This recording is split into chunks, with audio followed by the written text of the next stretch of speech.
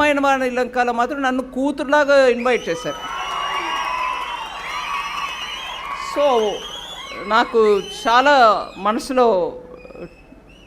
Touching అనిపించింది. దాని తర్వాత సాంసద్ ఆదర్శ్ గ్రామ యోజన అది ఇది మొదలుపెట్టాం. ఒకసారి మీరందరే నన్ను తీసుకెళ్ళి చూపించారు. పెద్ద కొబ్బరి తోట ఉండిందండి. అప్పుడు సీఎంగా ఉన్నటువంటి శ్రీ రాజశేఖర్ రెడ్డి గారు వచ్చి అక్కడ జెండా ఆవిష్కరణ చేశారు ఆగస్ట్ 15 నాటికి.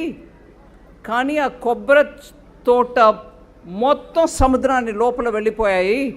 ఆ జెండా చూడండి ఎక్కడో 100 మీటర్స్ లోపల ఉంది, సముద్రం లోపల ఉంది. ఈ ఇరోషన్ వల్ల మాకు చాలా నష్టం అవుతుంది. అప్పటి నుంచి మొదలుపెట్టి సరి అయిన వాళ్ళని వెతకాలి, ఊరికే ఏదో చేయకూడదు మనం అని చెప్పి ఆ సాయిల్ ఇరోషన్ కోసం కొంచెం పని మొదలుపెట్టాం. అది ఇప్పుడు కంప్లీట్గా జనవరి సంక్రాంతి టైంలో కంప్లీట్ అవుతుంది వింటున్నా మాట.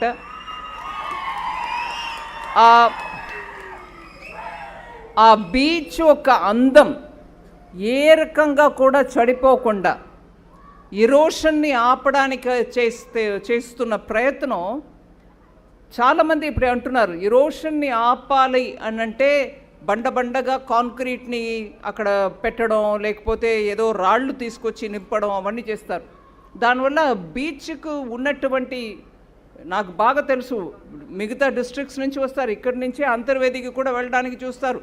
ఎంత సుందరమైన క్షేత్రం, దీన్ని పాడు చేయకూడదు మనం ఏదో సాయిల్ ఇరోషన్ ఆపడానికి చేసే ప్రయత్నం వల్ల అని ఆ భయం నా మనసులో ఉండింది. కానీ ఆఖరికి చక్కగా మోడర్న్ వ్యవస్థ పెడుతున్నారు. దానివల్ల మనకి మన సముద్ర తీరం దాని అందం ఏ రకంగా కూడా పాడవదు. అది ఒక ఎత్తనంటే మత్స్యకారులకి ఇప్పుడు కూడా బోటో ఇంకొకటో మనం తయారు చేసి సపోర్ట్ ఇస్తూ ఉన్నాం.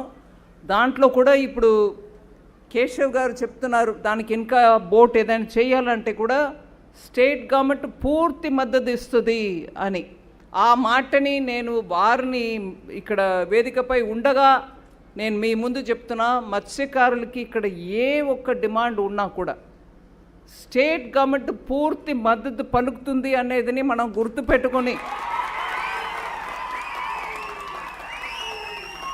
మనం కూడా దాన్ని ముందు పెట్టుకొని మన వృత్తిని సరిగా ముందు తీసుకెళ్ళడానికి ఏమేం కావాలో గవర్నమెంట్ ద్వారా, కేంద్ర ప్రభుత్వం లేదు రాష్ట్ర ప్రభుత్వం, అందుకే ప్రధానమంత్రి గారు అప్పుడప్పుడు అంటారు సరి అయిన ఓటు వేయండి, ట్విన్ ఎంజిన్ అంటారు. ఒక్క ఎంజిన్ ఉంటే ఒక్క మోటార్ బైక్ ఎలా వెళ్తుంది, అదే 2 ఎంజిన్ ఉంటే ఎలా వెళ్తుంది, ఇంకా పవర్ఫుల్గా వెళ్ళడానికి ఆస్కారం ఉంటుంది.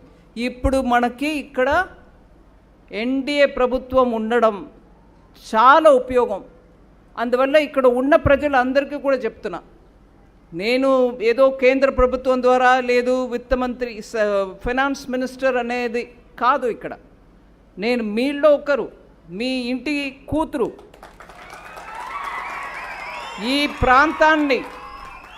ఈ ప్రాంతాన్ని మనం ఇంకా ఎంత ఫాస్ట్గా ముందు తీసుకెళ్ళడానికి ఏమేం ఆలోచన ఉన్నాయో అన్నిటినీ కూడా మనం రాష్ట్ర ప్రభుత్వం కానీ కేంద్ర ప్రభుత్వం కానీ తీసుకెళ్ళి మనం పూర్తి చేసుకోవాలి. ఇంకా వస్తుంది ఇంకా చేస్తారనేది కాదు, మీరు లిస్టు పెట్టాలి. న్యాయమైన కోరిక ఏది ఉన్నా కూడా చెప్పడంలో సంకోచం ఉండకూడదు.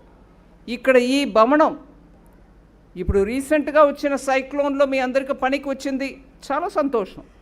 కానీ మన పిల్లలకి దీని నుంచి ఏం దొరుకుతుంది అనే ఆలోచనతోనే నేను సెయింట్ వాళ్ళని అడిగాను, మీరు కార్పొరేట్ సోషల్ రెస్పాన్సిబిలిటీ CSR ద్వారా మీరు పెద్ద ఒక ఐటీ కంపెనీ నడిపి అది ఇంకా బాగా నడుస్తుంది.